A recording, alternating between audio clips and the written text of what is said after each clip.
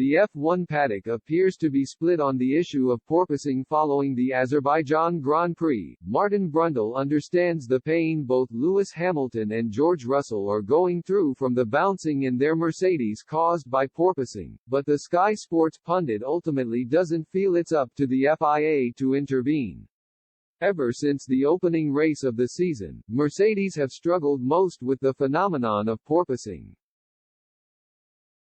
They appeared to get the problem under control at the Spanish Grand Prix after upgrades were made to the car.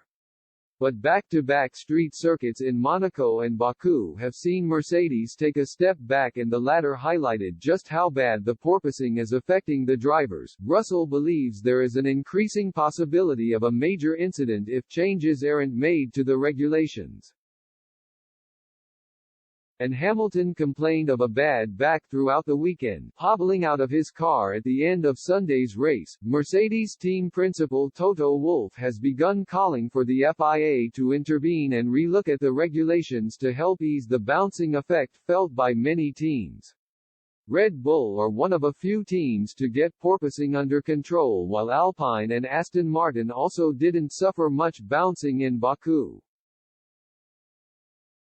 Christian Horner has hit out at the teams calling for the regulations to change, suggesting drivers are being told to bitch and over-exaggerate the issues to force adjustments. And, while Brundle can see just how much Mercedes porpoising is hurting their drivers, he doesn't think teams will be queuing up to help the 8-time Constructors' champions. The teams that have got it sorted are clearly saying that's Mercedes' problem and it's not Formula One's problem, Brundle told Sky Sports News.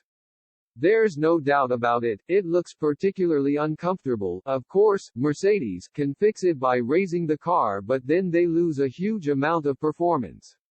So, they need to get the car low, stiff on the suspension and stiff on the side wall of the new tires as well, and they've had to sacrifice comfort for performance.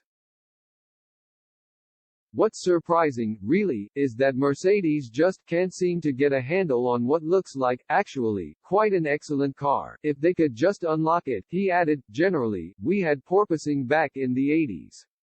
When you have these ground effect cars, it's always been an issue.